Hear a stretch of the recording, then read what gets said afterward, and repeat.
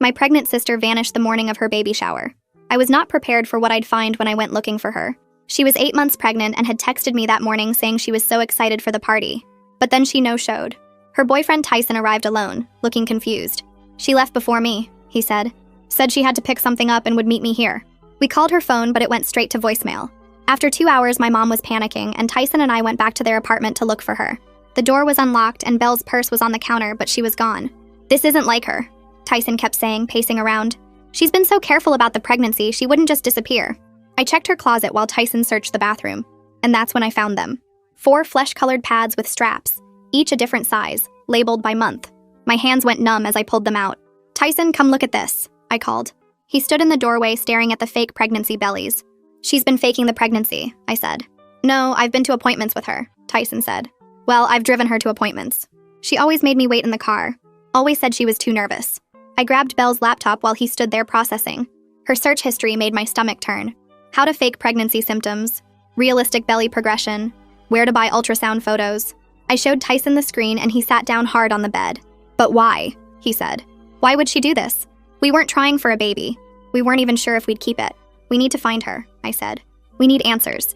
And something made her run today. Tyson mentioned she'd been getting strange phone calls lately, always stepping outside to take them. She said it was the doctor's office, but she seemed upset after. I checked her phone records online since I was still on her family plan. The calls were all from the same number, and when I Googled it, nothing came up. But when I did a reverse lookup, it belonged to Riverside Hospital's psychiatric ward. "Why would the psych ward be calling her?" Tyson asked. We drove to the hospital and he convinced them to check if Belle was a patient. A nurse overheard us and pulled us aside. "Are you looking for the woman who's been coming to our prenatal classes? She's not enrolled but sits in the back. We had to ask her to leave yesterday because she was making other mothers uncomfortable with her questions." The nurse showed us security footage of Belle following a teenage girl through the parking garage. She was especially interested in this young girl who comes alone. Back at the apartment, I searched more carefully while Tyson made calls to Belle's friends. Under the bathroom sink, I found hospital scrubs still in packaging and a fake hospital ID badge. The name on it was Ariana Miley, but the photo spot was empty. In the kitchen junk drawer, I found receipts for baby formula, diapers, and a car seat, all bought with cash over the past month. "She was planning to take someone's baby," I said, feeling sick. I found Belle's tablet hidden under the couch and discovered she'd been browsing real estate listings in Oregon, saving houses for rent under the name Ariana Miley. One had an application filled out saying she was a single mother with a newborn, moving for a fresh start. The move-in date was 3 days from now. "She was going to steal a baby and disappear," I said. Tyson was shaking. My phone buzzed with a text from an unknown number. It was a photo of Belle at a gas station 2 hours away, but she wasn't alone. Someone in hospital scrubs was with her, face obscured by a baseball cap. "Who is that?" I asked, showing Tyson. "I don't know, but look at the timestamp. This was taken an hour ago," he said. We drove to that gas station, and during the drive, Tyson kept methodically checking his phone, like this was his last chance at something. The clerk at the gas station remembered Belle. She bought a bunch of supplies, blankets, bottles, formula. Her friend paid for everything. The clerk couldn't describe the friend, said they stayed in the car. In the parking lot, I found something that made my blood run cold. On the ground was a maternity ward hospital bracelet, with today's date and a patient number, but no name. "This is from today," I said. "This is someone's who actually gave birth today." Tyson took the bracelet and studied it. "We should take this to the police," he said. But instead of heading toward the car, he walked to the dumpster and threw it in. "Why did you do that?" He just ran his hand through his hair. "I don't know. I panicked. I don't want them to think Belle did something to a real mother." That's when I noticed things I'd overlooked all day. Tyson's phone had been buzzing with texts he wasn't checking. When we were at the apartment, he'd searched the bathroom but had found nothing, even though I found the scrubs and ID there later. He'd even been the one to suggest we leave the hospital instead of talking to security about the footage. "Tyson," I said slowly, my heart pounding, "were you involved in this?" He backs up against his car and his hands are shaking. The parking lot lights make his face look yellow and sick. He pulls his phone out and his fingers fumble with it before he finally gets it unlocked. He holds it out to me and I see text messages from Belle going back weeks. I scroll through them and my stomach turns. Belle talking about saving a baby from a mother who doesn't deserve it. Belle asking Tyson if he thinks it's wrong to take something that should have been yours. Belle saying she was meant to be a mother, and this is her only chance. Tyson keeps saying he thought it was just pregnancy hormones making her talk crazy. He says he never thought she would actually do anything. I don't believe him, but I screenshot every single message on my phone before he can change his mind. My hands shake so bad I almost drop my phone twice. I pull up Detective Caroline Moss's number that she gave me at the hospital and I call her. She answers on the second ring and I tell her where we are and what we found. She says she's on her way and tells me to stay in my car with the doors locked. I get in my car, but I watch Tyson through the windshield. He sits down on the curb and puts his head in his hands. 20 minutes later, Detective Moss pulls into the parking lot with 2 other police cars. She gets out wearing jeans and a jacket like she was home when I called. She walks straight to the dumpster and pulls on gloves from her pocket. She reaches in and pulls out the hospital bracelet using just 2 fingers. She holds it up to the light and studies it before putting it in a plastic bag one of the other officers hands her. Then she walks over to Tyson and looks down at him. I can't hear what she says, but Tyson looks up at her and then puts his hands behind his back without her even asking. The other officers help him stand up and walk him to one of the police cars. Detective Moss comes over to my car and taps on the window. I roll it down and she asks me to follow them to the station. The drive takes 30 minutes and I keep looking in my rearview mirror at the police car with Tyson in the back. At the station, Detective Moss takes me to a small room with a table and 2 chairs. She brings me water and sits down across from me. She asks me to start from the beginning and tell her everything. I spend 2 hours going through it all, finding the fake pregnancy bellies in Belle's closet, the laptop search history, the phone calls from the psychiatric ward, the hospital nurse showing us footage of Belle following that teenage girl, the scrubs and fake ID badge under the bathroom sink, the Oregon rental application, the anonymous text with Belle's photo, the gas station clerk who remembered Belle buying baby supplies, finding the hospital bracelet in the parking lot, Tyson throwing it away, his phone buzzing all day with texts he wouldn't check, how he searched the bathroom but somehow missed all the evidence I found there later, how he wanted to leave the hospital instead of talking to security. Detective Moss takes notes the whole time and doesn't interrupt me once. When I finish, she looks at me and says she knows how hard this must be. She says reporting your own sister takes courage. I don't feel courageous. I feel sick and scared and like I don't know my own family anymore. Detective Moss leaves the room and comes back with the hospital bracelet in its evidence bag. Under the bright lights in the station, I can see it better. There's a patient number printed on it and a date stamp from this morning. Detective Moss makes a phone call while I sit there staring at the bracelet. She talks to someone at the hospital and writes down information. When she hangs up, she tells me the patient number belongs to a 17-year-old girl who gave birth at 8:30 this morning. The hospital confirms a bracelet went missing from a supply cart near the maternity ward around 10 a.m. My stomach drops thinking about Belle being that close to a real newborn baby. Detective Moss goes to talk to Tyson in another room. I sit alone for almost an hour before she comes back. She sits down and tells me Tyson admitted he's known about the fake pregnancy since month 4. He says he accidentally saw the belly pads in Belle's closet when he was looking for something. Belle begged him not to tell anyone. She said she would figure it out and make it real somehow. Tyson says he was too scared and ashamed to confront the truth, so he just went along with it. Detective Moss's face when she tells me this makes it clear what she thinks of his choices. She pulls out her laptop and turns it so I can see the screen. It's security footage from the hospital dated today. The timestamp says 9:47 a.m. Belle is standing in the maternity ward hallway wearing scrubs that look exactly like the ones we found at the apartment. She's watching the nurse's station like she's studying it. A nurse walks past pushing a cart, and Belle reaches toward it. Then someone else comes around the corner, and Belle pulls her hand back and walks away. Detective Moss plays it again, and I watch my sister actively planning to steal someone's baby. The footage confirms everything we suspected. I ask to use my phone, and Detective Moss says yes. I call Mom, and she answers immediately asking if I found Belle. I have to tell her everything. The fake pregnancy, the hospital footage, the plan to take a teenager's baby. Mom doesn't believe me at first. She keeps saying Belle would never do something like this. But when I describe the fake belly pads labeled by month and tell her about the security footage of Belle in the maternity ward this morning, she goes quiet. I can hear her breathing on the other end of the line. Finally, she whispers, "Where is she now?" I realize I don't have an answer. Detective Moss takes the phone and talks to Mom. She explains they're putting out an alert for Belle's car. She's contacting every hospital within 3 hours to warn their maternity wards. She tells Mom that Belle might try another hospital if she's desperate enough. We need to find her before she approaches another vulnerable mother. Hearing my sister described as a threat to vulnerable mothers makes everything feel unreal. Detective Moss hangs up and makes more calls. I sit there listening to her coordinate with other police departments and hospital security teams. The reality that my sister is now the subject of an active police search hits me. This isn't just family drama anymore. This is a criminal investigation.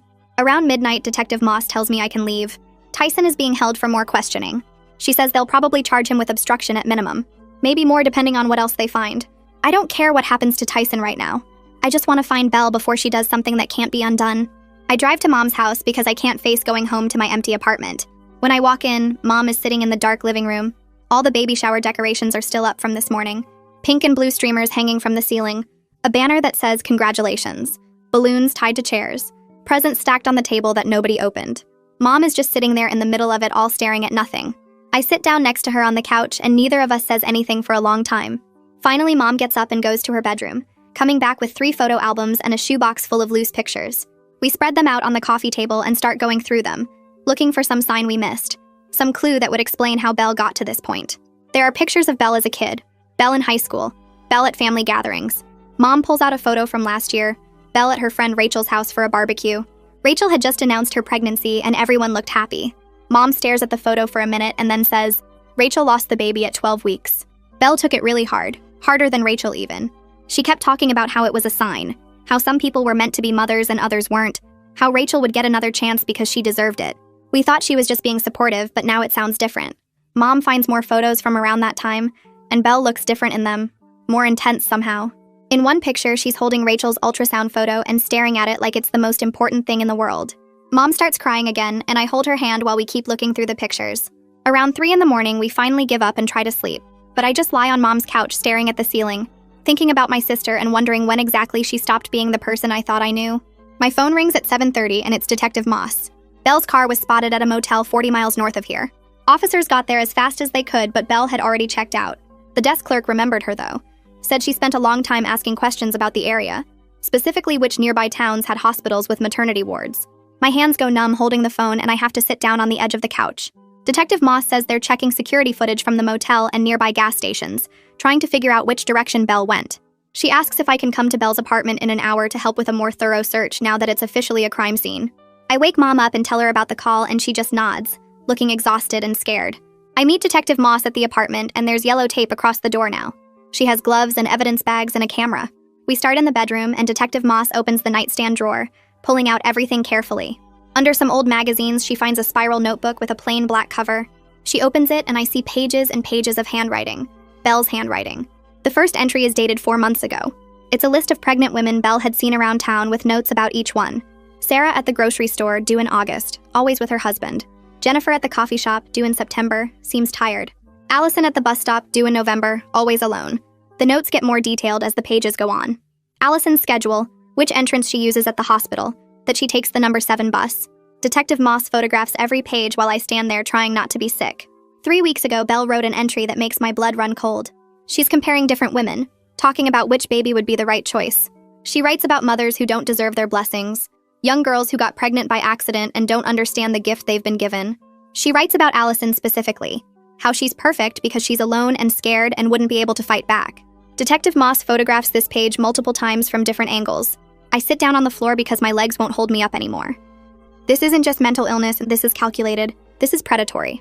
Belle spent months watching these women, studying them, planning which baby to take. Detective Moss puts her hand on my shoulder and asks if I'm okay, and I can't answer because I'm not okay. Nothing is okay. We keep searching, and in the dresser drawer under Belle's socks, Detective Moss finds a phone I've never seen before. It's a cheap burner phone with a cracked screen. She turns it on, and there are only 3 contacts saved. One is labeled A, one is labeled property, and one is labeled supplies. Detective Moss calls her partner and tells him to start the subpoena process for the call records. She asks me if I know who any of these contacts might be, and I shake my head. The A could be anyone. Property is probably the landlord in Oregon. Supplies might be the baby store where Belle bought all that stuff. Detective Moss bags the phone as evidence and we move to the closet. But I can't stop thinking about that notebook. About Belle watching Allison for months. Detective Moss's phone rings and she steps into the hallway to take the call. I can hear her voice but not the words. When she comes back and her expression is different, more urgent. The hospital just called. Allison contacted security this morning to report that a woman matching Belle's description approached her in the parking garage yesterday afternoon. Belle asked her invasive questions about her due date, whether she had family support, if she was scared about giving birth alone. Allison felt uncomfortable enough to report it, and security pulled the footage. If Allison hadn't reported it, if she'd trusted Belle's friendly act, Belle might have been there when she went into labor. Detective Moss says Allison probably saved her own baby's life by listening to her instincts. Detective Moss arranges for me to meet Allison at the police station in 2 hours. She wants Allison to confirm that Belle is the woman who's been approaching her. There will be a social worker there too because Allison is only 17, and this whole situation is traumatic enough without making her face it alone. I drive back to Mom's house to shower and change clothes and tell her what we found. She doesn't say much, just sits at the kitchen table holding her coffee cup with both hands. When I leave for the police station, she's still sitting there in the same position. At the station, a social worker named Lorelei meets me in the lobby and takes me to a small conference room. Allison is already there, sitting in a chair with her hands folded over her pregnant belly. She looks so young and scared. She has dark hair pulled back in a ponytail, and she's wearing a sweatshirt that says Central High. Lorelei introduces us, and I show Allison the photo of Belle on my phone. Allison's face goes pale and she nods immediately. "That's her," she says. "That's the woman who's been showing up at my prenatal appointments for the past 6 weeks. She always acts like it's a coincidence, like she just happens to be there at the same time. Allison lives in a group home because her family kicked her out when they found out she was pregnant. She's due in 3 weeks and she's terrified. Allison tells us how Belle always seemed so nice and interested, asking about the pregnancy and offering advice. Belle said she was a birth coach and offered to be there when Allison went into labor since Allison would be alone. Allison was actually considering it because she didn't want to go through delivery by herself. But then Belle started asking weird questions about the hospital, about security procedures and which doors had cameras and when the nurses did their rounds. That's when Allison started feeling uncomfortable and stopped responding to Belle's messages. Yesterday, when Belle approached her in the parking garage asking when she was due and which hospital she'd be delivering at, Allison knew something was wrong. Lorelai explains that this is a common pattern. Predators target vulnerable young mothers who lack family support because they're more likely to trust someone offering help. She's seen cases like this before where someone befriends a pregnant woman with the plan to take the baby after birth. Sometimes they wait until the mother is alone in recovery. Sometimes they try to convince the mother to let them help with the delivery, and then disappear with the baby. The fact that Belle was asking about hospital security means she was planning something specific. Hearing it described in these clinical terms makes it even more real and horrible. My sister was hunting a 17-year-old girl. Detective Moss joins us and tells me they traced the contact labeled A in the burner phone. It belongs to someone named Audrey Neal. She used to be a labor and delivery nurse at Riverside Hospital, but her license was suspended 18 months ago for boundary violations with patients. When officers went to her address, neighbors said they haven't seen her in 3 days. Her car is missing too.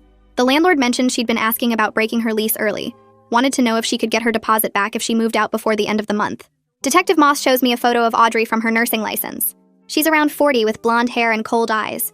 I've never seen her before, but Belle clearly knew her well enough to save her number in a burner phone. Detective Moss pulls up Belle's social media accounts on her computer and starts searching through her message history.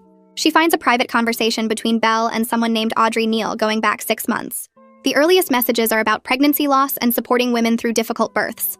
Belle talks about her miscarriage and how empty she feels. Audrey responds with sympathy and shares stories about helping mothers who need support.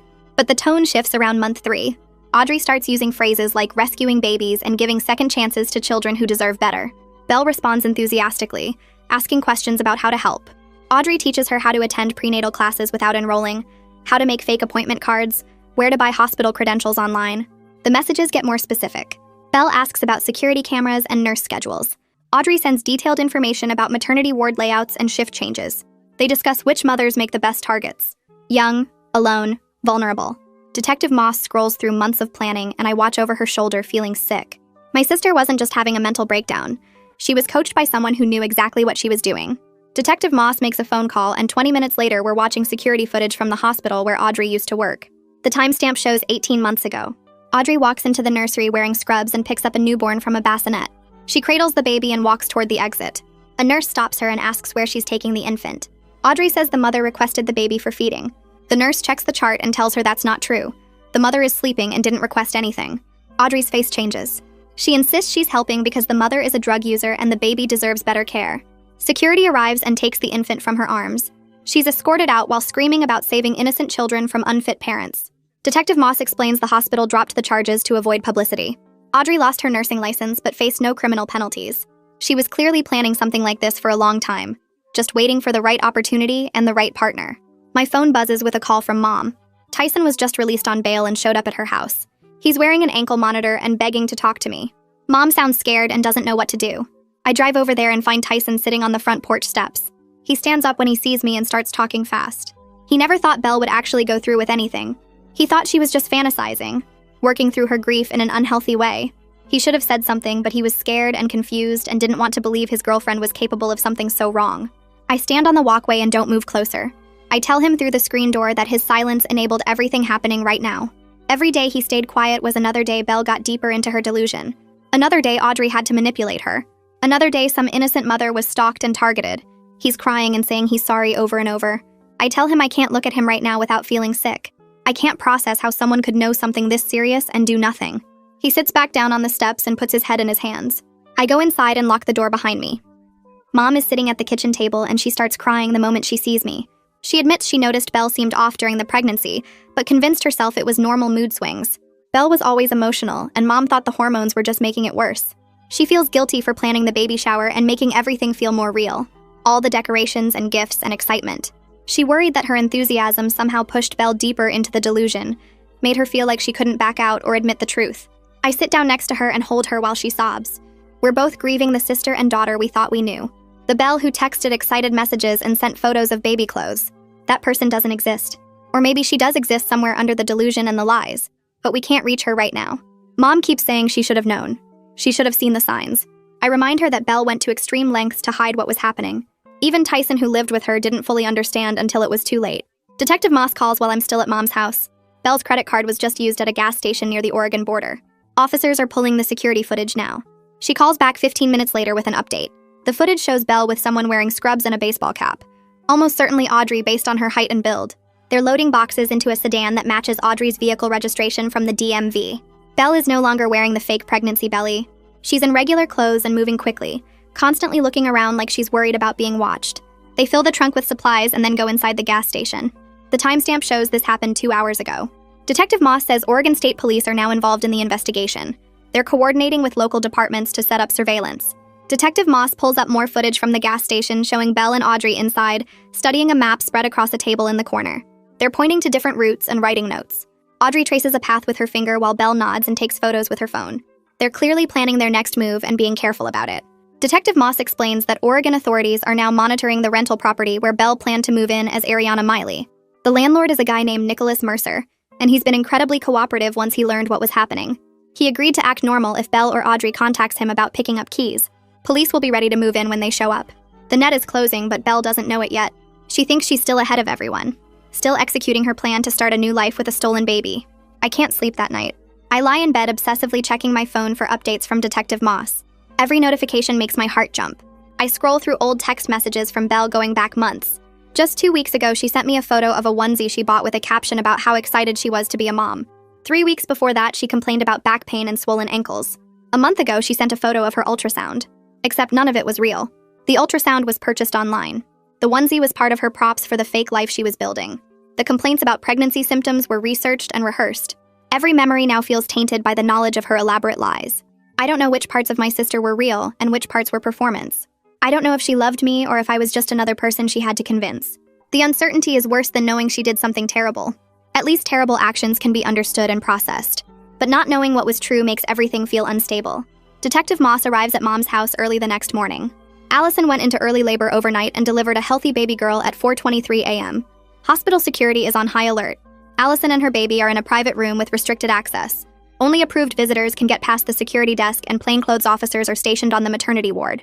The relief that the baby is born safely is mixed with fear about what Belle might try now. Her entire plan was built around taking Allison's baby. Now that the baby is here, Belle might get desperate. Desperate people do dangerous things. Detective Moss assures us they have every entrance covered, and Allison knows not to accept visitors she doesn't recognize. But I can't shake the image of Belle and Audrey studying that map, planning their routes, preparing for exactly this moment. Detective Moss shows us something else they discovered. Belle and Audrey have been monitoring Allison's social media accounts. Allison posted about her upcoming due date 3 weeks ago. She mentioned which hospital she'd be delivering at in a comment thread. She shared photos of her nursery setup at the group home. Every piece of information Belle needed was right there in public posts. Allison's accounts are now locked down and set to private, but the damage is done. Belle knows exactly where to find her target. Detective Moss has stationed plainclothes officers throughout the maternity ward. Some are dressed as visitors, some as hospital staff. They're watching every entrance and monitoring everyone who tries to access the floor. The security footage is being reviewed in real time. If Belle or Audrey show up, they'll be arrested immediately. But the waiting is torture, not knowing when or if they'll make their move. Tyson calls me crying in the afternoon. He found more evidence in his car that he overlooked during the initial search. There's a hospital employee badge maker in the trunk along with blank badge templates. Audrey's photo is printed on several of the templates, ready to be turned into fake IDs. He admits he knew Belle had been meeting with someone but claimed not to know who or why. Belle told him it was a grief counselor and he never questioned it, never asked for details or tried to verify. He just accepted her explanation because it was easier than confronting the truth. I hang up on him before he can finish his excuses. I'm too angry to hear more justifications for his willful ignorance. Every piece of evidence makes it clearer that this could have been stopped earlier if someone had just paid attention. If Tyson had asked questions. If Mom had trusted her instincts. If I had visited more often and noticed the signs. But we all chose comfort over truth, and now we're racing to prevent a tragedy that never should have gotten this far. Detective Moss called me the next morning with news that made my stomach drop. She traced Audrey's phone to a motel 15 miles from the hospital where Allison had her baby. Officers raided the room at dawn, but Belle and Audrey had already cleared out, probably sometime during the night. What they left behind was worse than finding them there. The motel room was like a war room for kidnapping. Detective Moss sent me photos and I had to sit down while looking at them. Detailed floor plans of the maternity ward were spread across one bed, with different colored markers showing nurse stations, security cameras, and blind spots. A schedule was taped to the wall listing nurse shift changes down to the minute. Someone had circled the 3 p.m. shift change in red and written "Best Window" next to it.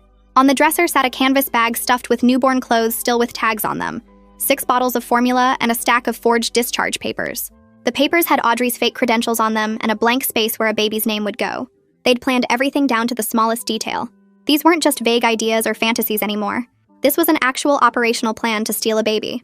Detective Moss said the level of planning was unusual for cases like this.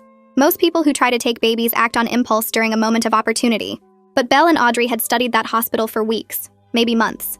They knew exactly when to strike and how to get past security.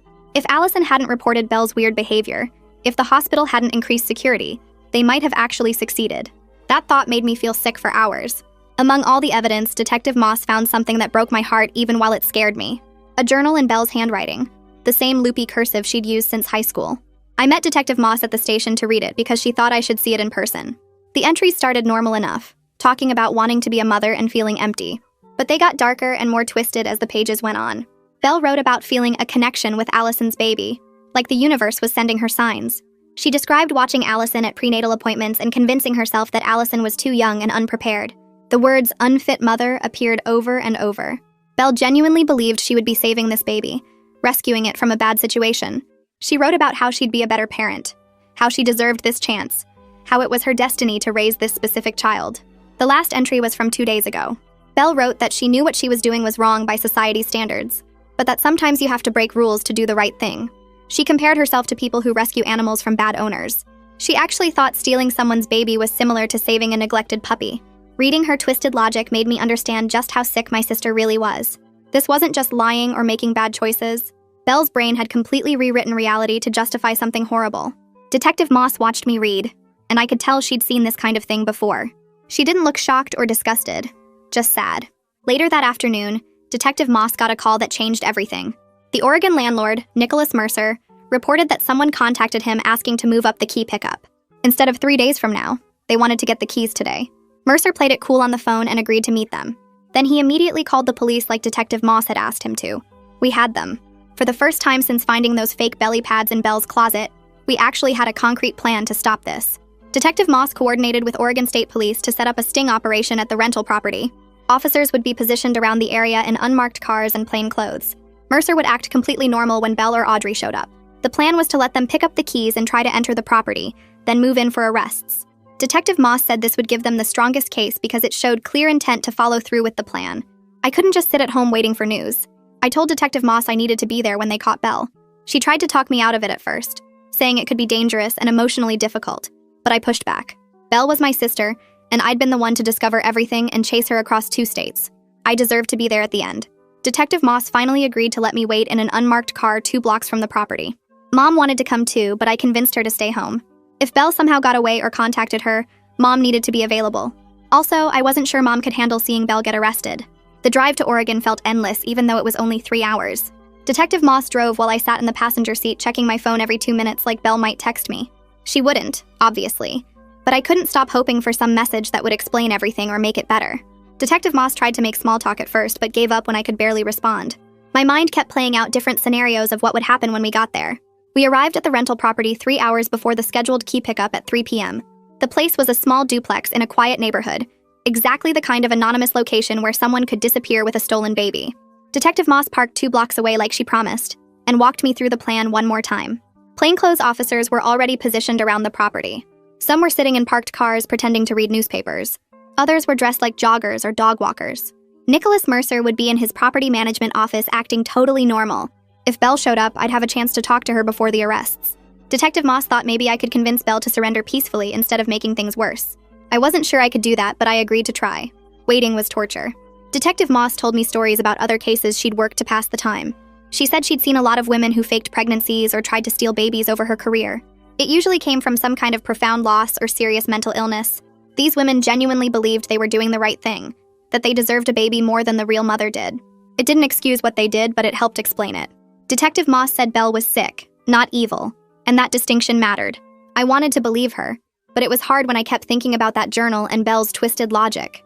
At 2:47 p.m., Audrey's car pulled into the property parking lot. My heart started racing so hard I could feel it in my throat. Audrey got out alone, and I could see her looking around nervously. She kept checking her phone and glancing at the street like she expected someone to jump out. She walked toward Mercer's office, and I watched through binoculars as they talked through the window. Mercer was playing his part perfectly, acting casual and friendly. I kept watching for Belle's car, but the lot stayed empty. Maybe Belle wasn't coming. Maybe she'd sent Audrey to get the keys while she stayed hidden somewhere else. 10 minutes felt like an hour. Then Belle's car turned into the lot. She parked far away from Audrey's car, almost at the opposite end. She sat there for several minutes, and I could see her moving her mouth like she was talking to herself, or maybe on the phone. She wasn't wearing the fake pregnancy belly anymore. Without it, she looked smaller and more fragile than I remembered. She looked exhausted and frightened, not like someone about to commit a crime. Despite everything she'd done and planned to do, seeing her like that made me want to run over and hug her and tell her everything would be okay. Belle got out of her car and started walking toward the office. Then she saw me getting out of the unmarked car. She froze in the middle of the parking lot. For a long moment, we just stared at each other across maybe 50 feet of pavement. I could see the exact second she realized what was happening, that this was a trap, and she'd been caught. Her face changed from nervous determination to complete despair. Her shoulders dropped and her mouth opened like she wanted to scream, but no sound came out. I started walking toward her slowly with my hands out where she could see them, trying to look non-threatening. Detective Moss and the other officers held their positions, but I knew they were ready to move if Belle tried to run. Belle started crying before I got halfway to her. She kept saying she was sorry over and over, that she didn't mean for things to go this far.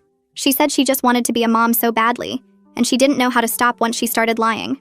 I told her I knew, that I loved her, but that she needed help. I said she couldn't take someone else's baby no matter how much she wanted one. The words came out steadier than I felt inside. Belle kept talking through her tears, words spilling out like she'd been holding them in for years. She told me about the miscarriage 2 years ago that nobody knew about, how she'd been 12 weeks along and lost the baby in her apartment bathroom while Tyson was at work. She never told anyone because she felt ashamed, like her body had failed at the one thing it was supposed to do. She watched friends and cousins have babies while she felt empty inside, broken in a way nobody could see. The fake pregnancy started as a small lie to Mom during a phone call, just saying she was expecting to see how the words would feel, and suddenly everyone was so happy and excited that she couldn't take it back. She bought the first belly pad thinking she'd confess before anyone noticed, but the attention and joy felt so good after feeling hollow for so long.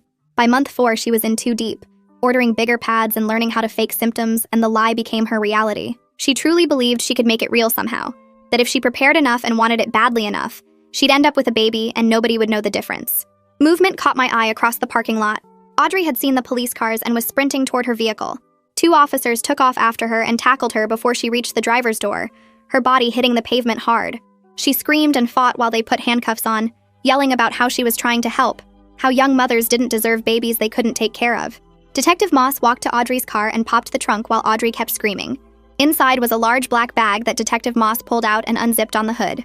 Hospital scrubs in multiple sizes, 3 fake ID badges with different names, and Audrey's photo. A detailed floor plan of the hospital maternity ward with shift change times marked in red ink. There were notes about security camera blind spots and which doors had the weakest locks. Detective Moss held up a typed document titled Entry Protocol, with step-by-step instructions for accessing the nursery during the 7 p.m. shift change. Audrey stopped screaming and just glared at all of us, her face twisted with anger instead of shame. She started ranting about saving babies from unfit mothers, about how she knew better than these stupid girls who got pregnant by accident, about how she was doing important work. No regret in her voice at all, just fury that we'd stopped her. Detective Moss walked over to Belle, who was still standing next to me with tears running down her face. Belle held out her hands before Detective Moss even reached for the handcuffs, wrists together like she'd been waiting for this moment. Detective Moss put the cuffs on gently while Belle kept crying, but something in my sister's face looked almost peaceful. She wasn't running anymore, wasn't pretending, wasn't trapped in the lie she'd built around herself. She looked at me and asked me to tell Mom she was sorry for ruining the baby shower. Such a small worry compared to everything else that it made my chest hurt. All those decorations Mom had put up, the cake she'd ordered, the games she'd planned, and Belle was apologizing for missing a party while being arrested for planning to steal a baby. Detective Moss guided Belle toward one of the police cars while other officers dealt with Audrey, who was still yelling about birth rates and undeserving mothers. I watched them put Belle in the back seat and she pressed her face against the window, mouthing, "I'm sorry," over and over. Tyson stood near his car looking like he might throw up, an officer talking to him about coming down to the station for more questions. Nicholas Mercer came out of his office looking shocked, asking Detective Moss what was happening at his rental property. The drive back felt endless even though I followed right behind the police cars. At the police station, they took Belle into an interview room while I sat in the waiting area with Mom, who'd driven up as soon as I called her. She kept crying and asking how she didn't see this, how her daughter fell apart right in front of her and she missed all the signs. Detective Moss came out after an hour and said Belle was giving a full confession, that she was cooperating completely, and seemed almost eager to tell the truth after hiding it for so long. Belle told them everything about the fake pregnancy, about finding Audrey in an online support group for women dealing with pregnancy loss 6 months ago. Audrey had seemed supportive at first, understanding about the grief and the emptiness, but gradually started suggesting that Belle deserved to be a mother more than some careless teenagers did. Audrey planted the idea that taking a baby from a young single mother would actually be helping everyone, giving the baby a better home and saving the young mother from a mistake she wasn't ready for. Belle said Audrey made it sound noble instead of criminal, like they'd be rescuing a child rather than stealing one. Audrey taught her how to fake the medical appointments, where to buy realistic belly pads, how to create fake ultrasound photos using images from pregnancy websites. Audrey had access to the hospital supplies from her nursing job before she got fired, and she knew exactly how maternity wards operated and where their security was weakest. Belle admitted she'd been stalking Allison for 3 weeks after Audrey identified her as the perfect target because she was young, alone, and posting about her pregnancy publicly online. The plan was for Audrey to use her fake credentials to access the maternity ward during shift change, take the baby while nurses were distracted with handoff reports, and meet Belle at a predetermined location. They'd already packed Belle's car with everything needed for a newborn and planned to drive straight to Oregon that night. 2 days later, a police psychiatrist evaluated Belle in a private room at the station.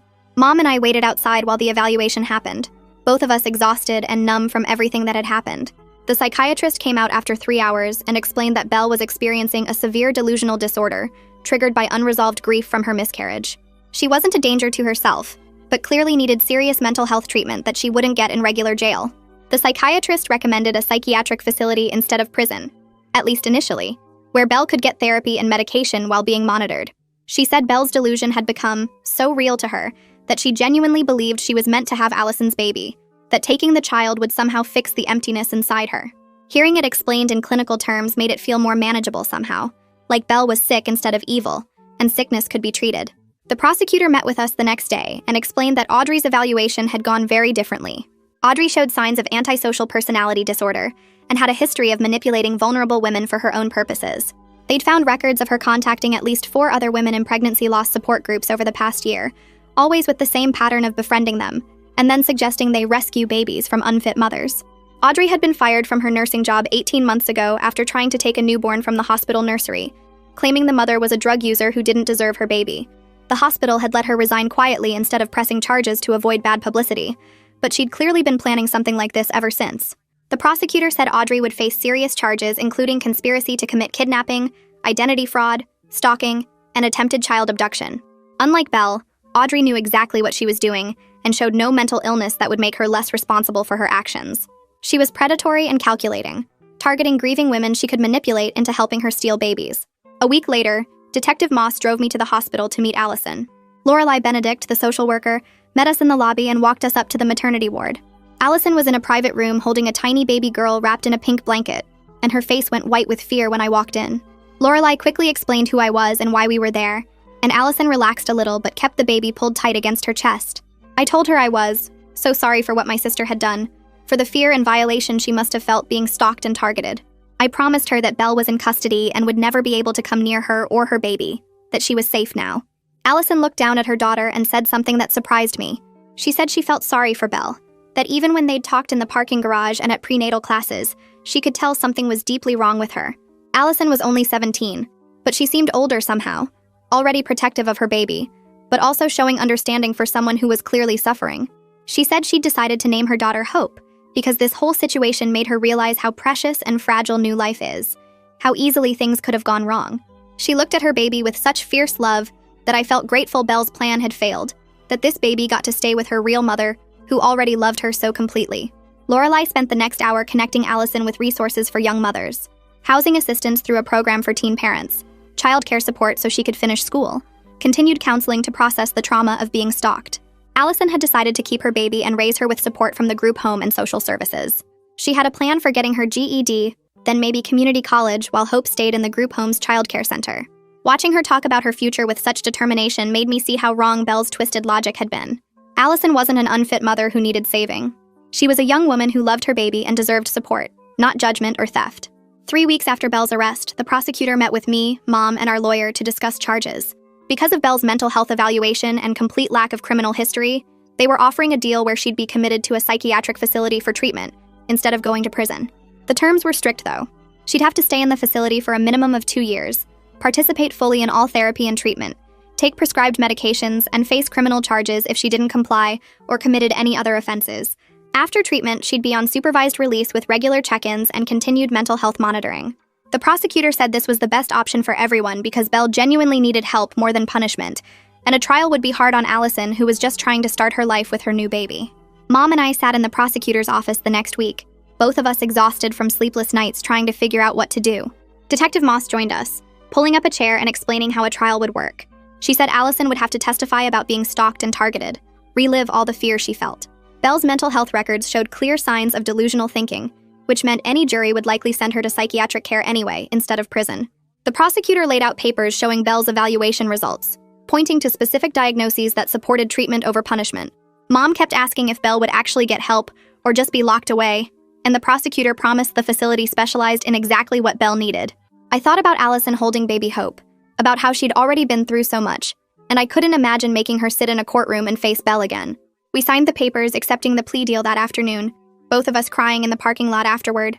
2 days later, I got a call about Tyson's charges. His lawyer tried arguing he was manipulated by Belle, that he didn't understand what was happening. But the prosecutor pulled up text messages showing Tyson knew about the fake pregnancy for months, knew Belle was planning something with those hospital supplies, and chose to stay quiet. He threw away evidence at the gas station, tried to steer us away from security footage at the hospital, and never once called police even when things got obviously dangerous. The prosecutor offered him a deal involving 3 years probation, 200 hours of community service, and mandatory counseling sessions twice a month. Tyson's lawyer advised him to take it, because a trial could mean actual jail time for obstruction and accessory charges. I heard through Mom that he accepted the deal, broke down crying when signing the papers. Part of me felt bad for him, but mostly I just felt angry that his silence enabled everything Belle did. Belle got transferred to a psychiatric facility 3 hours away, a place that looked more like a college campus than a hospital. Mom and I drove up to visit once Belle was settled, going through multiple security checkpoints and signing in at the main desk. They led us to a common room with soft furniture and plants by the windows. Belle walked in wearing regular clothes instead of a hospital gown, her hair pulled back and her face clean of makeup. She looked smaller somehow, less like the sister I knew and more like a stranger. She sat across from us and immediately started crying, saying she was sorry over and over. Mom reached across and held her hand while Belle talked about not fully understanding what happened to her. She said the medication made things clearer, made her see how wrong and scary her actions were. She knew she hurt people, knew she scared Allison and put a baby in danger, and she wanted help to figure out why her brain went to such a dark place. The visit lasted an hour and Belle cried through most of it, but there were moments where I saw glimpses of my real sister underneath all the delusion and planning. Before we left, a psychiatrist asked to speak with us privately. She was an older woman with gray hair and a kind face, and she explained Belle's diagnosis in terms we could actually understand. Belle's delusion started as a way to cope with losing a baby 2 years ago, a miscarriage nobody knew about because Belle hid it from everyone. After that, she found out she couldn't have kids naturally, some problem with her body that doctors said would make pregnancy nearly impossible. Instead of processing that grief and loss, Belle's brain created the fake pregnancy as a way to experience the joy and attention she desperately wanted. The psychiatrist said Belle's treatment would focus on working through the grief she'd been avoiding, learning to tell the difference between reality and fantasy and delusion, and building better ways to handle painful feelings. She said Belle would be in the facility for at least 2 years, maybe longer depending on her progress. I started seeing my own therapist 3 weeks after Belle's transfer. The first session I just cried and talked about how betrayed I felt, how my sister lied to everyone for months and planned something so terrible. My therapist listened and then said something that surprised me. She said I could love Belle and be angry at her at the same time, that those feelings didn't cancel each other out. I could grieve the sister I thought I had while still supporting the real sister who needed help. That made something click in my brain, like permission to feel complicated things instead of picking one emotion. Over the next few weeks, we talked about trust and boundaries, about how to support someone without enabling them. I learned that Belle's mental illness explained her actions but didn't excuse them, that she still made choices even while her brain was lying to her. The therapy helped me sleep better at night, helped me stop obsessively checking my phone for updates about Belle or Allison. Mom struggled harder than I did with everything. She kept saying she should have noticed something was wrong, should have asked more questions when Belle seemed off during the pregnancy. I reminded her that Belle bought fake ultrasound photos, wore pregnancy bellies that looked completely real, and even Tyson, who lived with her, didn't fully understand what was happening. We started going to family therapy sessions at Belle's facility once a month. The therapist there taught us how to set healthy boundaries while offering support, how to visit Belle without taking responsibility for her choices. Mom slowly started accepting that she couldn't have prevented Belle's breakdown, that sometimes people hide their pain so well that nobody can see it coming. 3 months into Belle's treatment, the facility sent us a progress report. Belle was participating in all her therapy sessions, taking her medications consistently, and showing real understanding of what she'd done. She'd written a letter to Allison apologizing for stalking her, for making her feel unsafe, for planning to take her baby. The letter took responsibility without making excuses, acknowledged the fear and violation Allison must have felt. I called Lorelai to ask if we should send it, and she said Allison wasn't ready to hear from Belle yet. Allison was focused on her baby and her future, and hearing from Belle might set back her healing. Belle accepted this when we told her, said she understood that getting better didn't mean people had to forgive her. That acceptance seemed like real progress, like she was finally living in reality instead of the fantasy world she'd created. Around that same time, Audrey's trial started. Belle's lawyer said Belle wouldn't have to testify because they had so much physical evidence and digital messages. The prosecutor had the fake IDs, the hospital floor plans, all those text messages between Belle and Audrey planning the abduction. Security footage showed Audrey at the hospital during her suspension, proved she'd been accessing restricted areas. The trial lasted 2 weeks, and I followed the news coverage online. Audrey's lawyer tried arguing she was mentally ill too, but the psychiatrists who evaluated her said she had antisocial personality disorder and knew exactly what she was doing. She showed no remorse during testimony, kept insisting she was trying to save babies from bad mothers. The jury found her guilty on 7 different felony counts, including conspiracy to commit kidnapping, identity fraud, and stalking. The judge sentenced her to 8 years in prison, and during sentencing, he talked about how predatory her actions were. He said she targeted vulnerable women who were already struggling, tried to exploit their situations for her own twisted purposes. Reading about the sentencing made me feel relieved that Audrey couldn't hurt anyone else for a long time. I got a letter from Tyson about 4 months after everything happened. He was doing his community service at a nonprofit that helped families dealing with mental health crises, and he wrote about how the work made him see his failures clearly. He said he'd been a coward, choosing comfortable denial over difficult truth. He knew Belle was struggling, and instead of getting her help, he just looked the other way and hoped things would work out. His silence enabled her delusion to grow until she was planning to steal a baby, and he would carry that guilt forever. The letter asked for nothing from me, didn't beg for forgiveness or make excuses. He just wanted me to know he understood what he'd done wrong, and was trying to become someone who wouldn't make those same choices again. I appreciated the honesty even though I wasn't ready to forgive him. Maybe someday I would be, but right now the anger still felt too fresh. 6 months after Belle's commitment, her treatment team called with an update. Belle was doing really well in therapy, had worked through a lot of her grief about the miscarriage and infertility in healthy ways. She could clearly tell the difference between her delusions and reality now, understood how sick she'd been during the fake pregnancy. The biggest news was that Belle had started a support group within the facility for women dealing with pregnancy loss. She was using her own painful experience to help others process their grief before it turned into something dangerous like it had for her. The treatment team said this was a really good sign, showed Belle was channeling her pain into something positive and real, instead of hiding behind lies and fantasy. They thought she might be ready for supervised day passes in another 6 months if she kept making progress. Mom cried happy tears when she heard that news, and I felt hopeful for the first time in months that Belle might actually come out of this okay. A few weeks after that visit, my phone buzzed with a text from an unknown number. I opened it to find a photo of a chubby baby with bright eyes and the biggest smile, sitting up in someone's lap. The message below said it was from Allison, and this was Hope at 6 months old. The baby looked nothing like the tiny, fragile newborn I'd seen in the hospital that day, all wrapped up and vulnerable. This baby looked healthy and happy and loved. Allison's message went on to say she'd finished her GED last month and enrolled in community college classes starting in the fall. Hope stayed at the Group Homes Child Care Center while Allison attended her classes and studied in the evenings. She was taking general education courses and thinking about maybe becoming a teacher or social worker someday. Reading her message made me feel something lift in my chest, knowing that despite everything Belle had put her through, Allison was building a real life for herself and her daughter. She was proving that being a young mom didn't mean failure or giving up on your future. I showed the photo to Mom, and we both cried happy tears, grateful that at least this part of the story had turned out okay. The prosecutor called me about a month later with news about Belle's case. She'd been reviewing Belle's progress reports from the facility and talking with her treatment team. Based on Belle's consistent improvement and full participation in therapy, the prosecutor agreed to modify her commitment from indefinite to 2 years, with supervised outpatient treatment afterward. Belle would have to register with mental health services in whatever county she lived in, maintain regular therapy appointments twice a week for the first year, and then weekly after that, and stay on her medication without any lapses. But she would eventually be able to rebuild her life outside the facility, get a job, maybe even have her own apartment with proper supervision. The prosecutor explained that this kind of modification was rare, but Belle's case was unique because she'd shown genuine insight into her illness and real commitment to recovery. It felt like the first real hope we'd had since this whole nightmare began. the first sign that maybe Belle could actually have a future beyond just being defined by what she almost did. Mom and I drove to the facility for Belle's birthday in early October. We brought a small chocolate cake from the bakery Belle used to love, and cards we'd both picked out carefully, trying to find ones that felt appropriate for the situation. The visiting room was bright and clean with big windows and comfortable chairs, nothing like the cold institutional spaces I'd imagined. Belle walked in looking healthier than she had in years, maybe healthier than she'd looked even before the fake pregnancy started.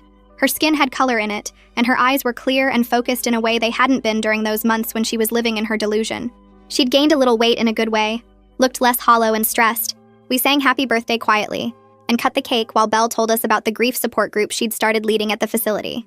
She talked about wanting to volunteer with grief support groups in the community someday after her release, using her own painful experience to help other people before they reached the point of crisis she had. She wanted to catch people early, when they first experienced loss, and give them healthy tools for processing it instead of letting it fester into something dangerous like it had for her. Belle asked about Allison and Hope during our visit, her voice careful and a little scared, like she wasn't sure she had the right to ask. I pulled out my phone and showed her the photo Allison had sent. Belle stared at it for a long time and then started crying, but not in a delusional way like before. These were different tears, clear and genuine and full of real understanding. She said she was grateful the baby was with her real mother, that she could see now how wrong and harmful her delusions had been. She talked about the work she was doing in therapy to forgive herself, while also accepting that some people might never forgive her, and that was their right. She understood that Allison didn't owe her anything, not forgiveness or understanding or even acknowledgement. Belle said her therapist had helped her see that true remorse meant accepting consequences without expecting anything in return, and she was trying to learn how to live with that weight while still moving forward. Detective Moss called me about a week after Belle's birthday to let me know she was officially closing the case. All the paperwork was filed, all the reports were complete, and there were no loose ends left to tie up. But she said she wasn't calling just about the paperwork. She wanted to check on how we were all doing, how Belle was progressing, how Mom and I were handling everything. She told me this case had reminded her why she became a detective in the first place, that it wasn't just about catching criminals and closing cases. It was about helping families navigate impossible situations and hopefully preventing tragedies before they happened. She said she was genuinely glad Belle was getting real help instead of just punishment, that sometimes the system actually worked the way it was supposed to work. She'd seen too many cases where mental illness got treated as pure criminality, and people who needed help just got locked up without any real treatment.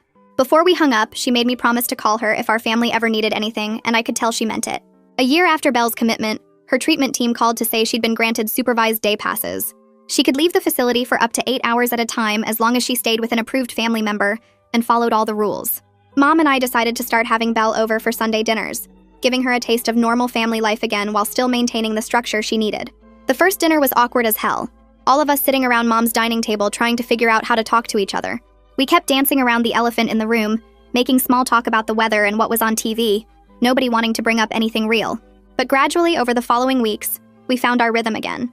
Belle started being more honest about her struggles in therapy, talking openly about the days when she felt the pull of old delusions trying to creep back in. She didn't hide behind lies or pretend everything was perfect. Mom and I learned to ask direct questions, and Belle learned to give direct answers, even when those answers were uncomfortable. It wasn't the relationship we'd had before, but it was more real, and somehow that made it better. Lorelai contacted me in the spring with an update about Allison. She'd graduated from community college with her associate degree and got accepted to a nursing program at the state university with a full scholarship that covered tuition and books. Allison had specifically asked Lorelai to let me know because she wanted me to understand that while she'd never forget what happened, she'd chosen to focus on building her future rather than staying stuck in fear. Hope was thriving, hitting all her developmental milestones and showing signs of being a smart, curious kid. Allison was proving every single day that she was exactly the mother her daughter needed, that age and circumstances didn't determine your ability to love and care for a child. Lorelai said Allison talked sometimes about maybe working in maternal health someday, helping other young mothers navigate the system and access resources. She was taking something terrifying that happened to her and finding a way to transform it into purpose. 2 years after everything fell apart, our family had found a new normal that was more honest even if it was more complicated. Belle completed her facility treatment and moved into a supervised apartment with 2 other women in recovery, all of them checking in daily with a case manager and attending group therapy twice a week. She got a part-time job at a grief counseling center, answering phones and helping with intake paperwork, using her experience in a productive way while maintaining her own recovery. Mom and I rebuilt our relationship with Belle based on truth instead of comfortable illusions, setting clear boundaries about what we could and couldn't handle while still offering support when she needed it. I learned that loving someone means accepting their reality, not the version you wish existed, and that sometimes the hardest thing and the right thing are the same thing. Belle carries the weight of what she almost did every single day, but she's chosen to transform that weight into purpose by helping others navigate loss before it becomes delusion like it did for her. Our family is smaller now because Tyson is permanently out of our lives, and some extended relatives can't accept what happened, but we're stronger for being built on honesty instead of pretense. I still have hard days when I remember finding those fake pregnancy bellies in Belle's closet, and realizing my sister was capable of something so scary. But I also have good days when I see Belle laughing genuinely at Sunday dinner, and know she's finally living in reality instead of fantasy. The baby shower decorations are long gone from Mom's house, replaced by the messy, imperfect work of supporting someone through real recovery. And somehow that feels more meaningful than any celebration we could have thrown for a pregnancy that was never real in the first place. So yeah, that's the whole thing. Nothing scripted, just me talking through it the way I'd tell a friend. Thanks for hanging out. I always appreciate when people stick around to the end. Come back next time if you feel like catching up.